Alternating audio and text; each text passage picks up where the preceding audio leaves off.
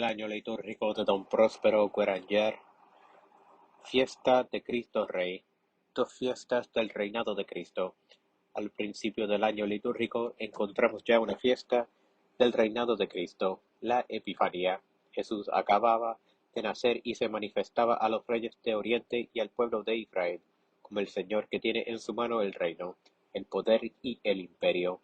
Acogimos a este Salvador que venía a reinar sobre nosotros, y con los magos le ofrecimos nuestros presentes, nuestra fe y nuestro amor. Y, ¿por qué quiere la Iglesia que al fin del año celebremos una nueva fiesta del reinado de Cristo, de su reinado social y universal? No padecimos engaño en tiempo de la Epifanía sobre la naturaleza de este reinado, como tampoco lo padecimos sobre la dignidad de Dios que poseía el niño recién nacido. Pero tal vez nos dejamos fascinar por aquella estrella que, al brillar en el cielo de Belén, nos alumbraba con la luz de la fe y nos hacía esperar mayores claridades para la eternidad. Entonces cantamos el acertamiento de la gentilidad de la fe en la persona de los magos que vinieron allá del oriente a adorar al rey de los judíos. El laicismo. La Iglesia quiere que pensemos hoy en las consecuencias de este llamamiento universal a la fe de Cristo. Las naciones en conjunto se han convertido al Señor, que las trajo con los acontecimientos sobrenaturales, los beneficios de una civilización completamente desconocida del mundo antiguo. Pero, desgraciadamente, hace ya 2 siglos que un error sumamente pernicioso destroza a todas las naciones, a Francia particularmente el laicismo. Consiste este en la negación de los derechos de Dios y de nuestro Señor Jesucristo sobre toda la sociedad humana, tanto en la vida privada y la familiar, como en la vida social y política. Los propagadores de esta herejía han repetido el grito de los judíos decididas: no queremos que reine sobre nosotros, y con toda la habilidad, tenacidad y audacia de los hijos de las tinieblas se han esforzado por echar a Cristo de todas partes. Han declarado inmoral a la vida religiosa y expulsado a los religiosos. Han intentado imponer a la Iglesia, aunque inútilmente, una constitución cismática. Han decretado la separación de la Iglesia y del Estado, y han negado a la sociedad civil la obligación de ayudar a los hombres a conquistar los bienes eternos. Han introducido el desorden en la familia con la ley del divorcio, han suprimido los crucifijos en los tribunales, hospitales y escuelas, y finalmente han declarado intangibles sus leyes y han hecho del Estado un Dios. Razón de esta fiesta. Frente a esta peste de nuestros días, los papas no han cesado de levantar su voz, pero como la plaga iba en un aumento, Pío XI quiso aprovechar el año jubilar para recordar solemnemente al mundo por la encíclica Quas Primas del 11 de diciembre de 1925, el completo y absoluto poder de Cristo, Hijo de Dios, Rey inmortal de los siglos sobre todos los hombres y sobre todos los pueblos de todos los tiempos.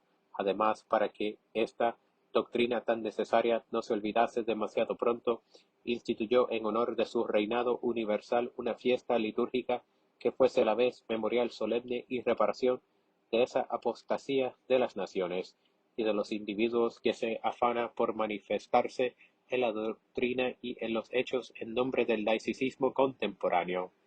Finalmente, el Sumo Pontífice prescribió para esta misma solemnidad la renovación de la consagración del género humano al Sagrado Corazón. Los fieles encontrarán en el breviario o simplemente en el misal la doctrina de la Iglesia sobre el reinado social de Cristo y fórmulas incomparables de oraciones de alabanza, de reparación y de petición que pueden dirigirle en esta fiesta. Pero esta enseñanza en toda su amplitud se halla expuesta en la encíclica del Papa. Nos contentaremos con dar un resumen, invitando a los lectores que acudan al texto original para que, reconociendo los derechos del Señor, arrojen el veneno del laicismo y se lleguen con confianza al corazón de Jesús, cuyo reinado es de amor y de misericordia. Triple reinado. En la encíclica verán en qué sentido Cristo es Rey de las inteligencias, de los corazones y de las voluntades, quienes son los súbditos de este Rey, el triple poder incluido en su dignidad, regía y la naturaleza espiritual de su reinado. Ya está en uso desde hace mucho tiempo el atribuir a Cristo en un sentido metafórico el título de Rey, por razón de la excelencia y eminencia singulares de sus perfecciones por las cuales sobrepuja a toda criatura, y nos expresamos de ese modo para afirmar que es el Rey de las inteligencias humanas, no tanto por la penetración de su inteligencia humana y la extensión de su ciencia, cuanto porque es la misma verdad y los mortales necesitan buscar en él la verdad y aceptarla con obediencia.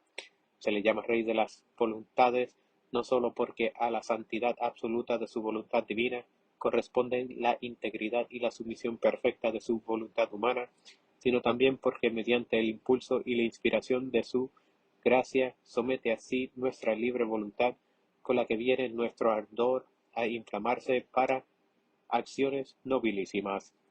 A Cristo se le reconoce finalmente como Rey de los corazones, a causa de su caridad que excede a todo conocimiento y de su mansedumbre y bondad, que atraen a las almas y en efecto no ha habido hombre alguno hasta hoy que haya sido amado como Jesucristo por todo el género humano, y tampoco se verá en lo porvenir.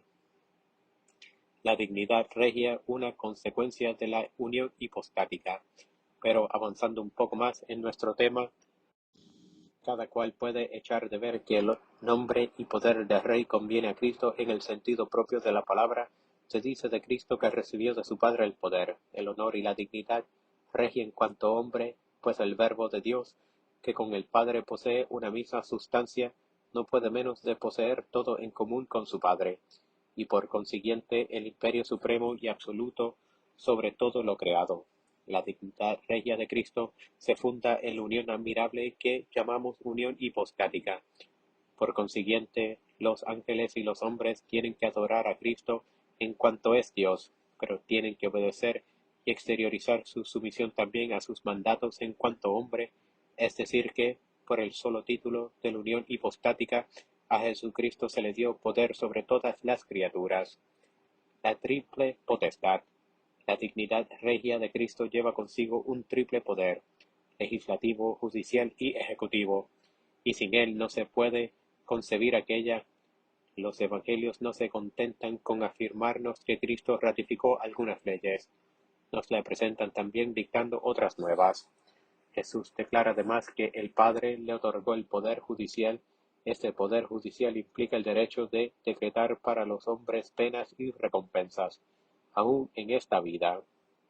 Y por fin también tenemos que atribuir a Cristo el poder ejecutivo, dado que es de necesidad para todos la obligación de obedecer a sus órdenes y que ha establecido algunas penas de las que no se librará ningún culpable. Carácter del reinado de Cristo. Que el reinado de Cristo ha de ser en cierto sentido principalmente espiritual y referirse a las cosas espirituales. Nuestro Señor Jesucristo lo confirmó con su modo de obrar, antes de Pilato declarara que su reino no es de este mundo. En el Evangelio se nos muestra su reino como reino en el que nos preparamos a entrar por la fe y el bautismo. El Salvador no opone su reino más que al reino de Satanás y al poder de las tinieblas. Exige a sus discípulos desasirse de las riquezas y de todos los bienes terrenos, practicar la mansedumbre, tener hambre y sed de la justicia, pero también renunciarse y llevar cada cual su cruz, como Jesucristo en cuanto Redentor compró a la Iglesia con el precio de su sangre, y en cuanto sacerdote se ofrece a sí mismo perpetuamente en sacrificio por los pecados del mundo. ¿Quién no echará de ver que su dignidad regia tiene que participar del carácter espiritual y de estas dos funciones de sacerdote y redentor? Con todo, no se podría negar, sin cometer un grave error, que el reinado de Cristo hombre se extiende también a las cosas civiles, puesto que recibió de su Padre un dominio absoluto, de tal modo que abarca todas las cosas creadas y todas están sometidas a su imperio. Misa. Mientras en el cielo adoran al Cordero inmolado los ángeles y los santos, proclamándole Rey, nos reunimos nosotros en la casa de Dios para renovar el misterio de la inmolación de este Cordero y proclamar también nosotros su reinado universal, en la vida individual y familiar, en la vida social y política, aquí y en la eternidad. Introito. Digno es el Cordero que fue inmolado, de recibir el poder, la divinidad, la sabiduría, la fortaleza y el honor. A él la gloria y el imperio por los siglos de los siglos. Salmo, oh Dios, da tu juicio al Rey, y tu justicia al Hijo del Rey. Gloria al Padre. La colecta pide para la gran familia humana, dividida por el pecado, la restauración de la unidad. El único medio de conseguirla es acatar el reinado de Cristo. Colecta. Omnipotente y sempiterno Dios, que quisiste restaurarlo todo en tu amado Hijo, Rey de todos, haz propicio que todas las familias de las gentes, disgregadas por la herida del pecado, se sometan a su suavísimo imperio, el cual vive y reina contigo. Cristo, la epístola es un verdadero cántico en el que el apóstol San Pablo proclama: ha robado lo que es Cristo para Dios, para la creación, para la Iglesia. El Padre es invisible, habita en una luz, en una región inaccesible, pero he aquí que el que es imagen suya, nacido de él, Dios como él, se deja ver entre nosotros, se hace hombre como nosotros y derrama su sangre por nosotros. Dios obra suya es la creación. Por él subsiste todo, en él tenemos la vida, el movimiento y el ser, y todo lo que existe para él es él. Cabeza de la creación lo es también de la Iglesia, que es su cuerpo, su esposa. Hay entre ambos unidad de vida. Esta vida la posee él en su plenitud, y esta plenitud se comunica sin padecer mengua jamás. Toda belleza, toda santidad proviene de él como de su fuente. Así lo quiso el Padre, con el propósito de reducir todas las cosas a la unidad primitiva y de pacificar en la sangre de su Hijo todo lo que hay en el cielo y en la tierra. Epístola. Lección de la epístola del apóstol San Pablo a los Colosenses. Hermanos, damos gracias a Dios Padre, que nos hizo dignos de participar de la suerte de los santos de la luz, que nos arrancó de la potestad de las tinieblas y nos trasladó al reino del Hijo de su amor, en el cual tenemos la redención por su sangre, el perdón de los pecados. Es la imagen del Dios invisible, el primogénito de toda criatura, porque en él fueron creadas todas las cosas del cielo y de la tierra, las visibles y las invisibles, sean los tronos, sean las dominaciones, sean los principados, sean las potestades. Todo fue creado por él y él es antes que todo, y todo existe en él, y él es la cabeza del cuerpo de la Iglesia, el principio, el primogénito de los muertos, para que sea quien tenga el principado en todo, porque plúgole al Padre hacer que habitara en él toda la plenitud, y conciliarlo todo en él, pacificando por la sangre de su cruz tanto lo que hay en la tierra como lo que hay en el cielo. En Jesucristo nuestro Señor, el gradual y el aleluya cantan la universalidad y la eternidad del reino de Cristo. Gradual, dominará de un mar a otro, y desde el río hasta los confines del orbe de las tierras, y le adorarán todos los reyes de la tierra, todas las gentes le servirán. Aleluya, aleluya, su poder es un poder eterno, que no será quitado, y su reino un reino que no será destruido. Aleluya. Evangelio, continuación del Santo Evangelio según San Juan. En aquel tiempo dijo Pilatos a Jesús: ¿Eres tú el rey de los judíos? Respondió Jesús: ¿Dices esto por ti mismo, o te lo dijeron de mí otros? Respondió Pilatos: ¿Acaso soy yo judío? Tu gente y los pontífices te han entregado a mí. ¿Qué has hecho? Respondió Jesús: Mi reino no es de este mundo. Si mi reino fuese de este mundo, lucharían ciertamente mis ministros para que no fuera entregado a los judíos. Pero ahora mi reino no es de aquí. Díjole entonces Pilatos: Luego, ¿tú eres rey? Respondió Jesús: Tú dices que yo soy rey. Yo para esto nací y para esto vine al mundo, para dar testimonio de la verdad. Todo el que es de la verdad oye mi voz. Este diálogo entre Jesús y Pilatos nos hace conocer el carácter espiritual y universal de la dignidad regia del Mesías, su origen divino y su fin. Nací y vine al mundo para dar testimonio de la verdad. Todo el que es de la verdad oye mi voz. San Agustín, comentando este texto, nos habla también del desprendimiento y de la bondad de nuestro Rey. ¿De qué le servía al Señor ser Rey de Israel? ¿Era por ventura algo grande para el Rey de los siglos, ser Rey de los hombres? Cristo no es Rey de Israel para exigir tributos, armar de la espada a los batallones y dominar visiblemente a sus enemigos, sino que es Rey de Israel para gobernar las almas, velar por ellas para la eternidad y llevar al reino de los cielos a los que creen, esperan y aman. Probemos pues que somos súbditos suyos de verdad, tributándole el homenaje de nuestra fe, de nuestra confianza y de nuestro amor.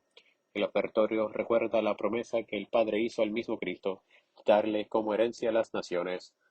Ofertorio, pídemelo y te daré las gentes por herencia tuya, y por posesión tuya hasta los confines de la tierra. En la secreta consideramos el reino del Señor en cuanto trae a nuestras almas el don divino de la unidad y de la paz. Secreta, ofrecémoste, Señor, esta hostia de la reconciliación humana. Te suplicamos que Jesucristo, tu Hijo, nuestro Señor, a quien inmolamos en el presente sacrificio, conceda él mismo a todas las gentes los dones de la unidad y de la paz, el cual vive y reina contigo. En el prefacio, más aún que en las otras oraciones del Santo Sacrificio, se propone explícitamente a la fe y a la piedad de los creyentes la exacta noción teológica del reinado universal de Cristo, como Hijo único del Padre, con quien es coeterno y consubstancial.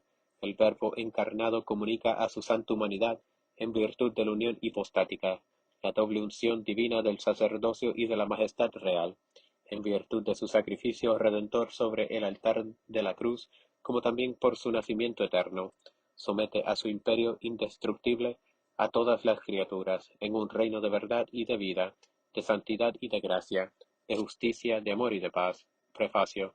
Es verdaderamente digno y justo, equitativo y saludable que siempre y en todas partes te demos gracias a ti, Señor Santo, Padre omnipotente, eterno Dios, que ungiste con óleo de alegría a tu unigénito Hijo, nuestro Señor Jesucristo, sacerdote eterno y Rey universal, para que, ofreciéndose a sí mismo en el ara de la cruz como hostia inmaculada y pacífica, obrase el misterio de la redención humana y sometiendo a su imperio todas las criaturas, entregase a tu inmensa majestad un reino eterno y universal, un reino de verdad y de vida, un reino de santidad y de gracia, un reino de justicia, de amor y de paz, y por eso con los ángeles y los arcángeles, con los tronos y las dominaciones, y con toda la milicia del ejército celestial, cantamos el himno de tu gloria diciendo sin cesar, Santo, Santo, Santo.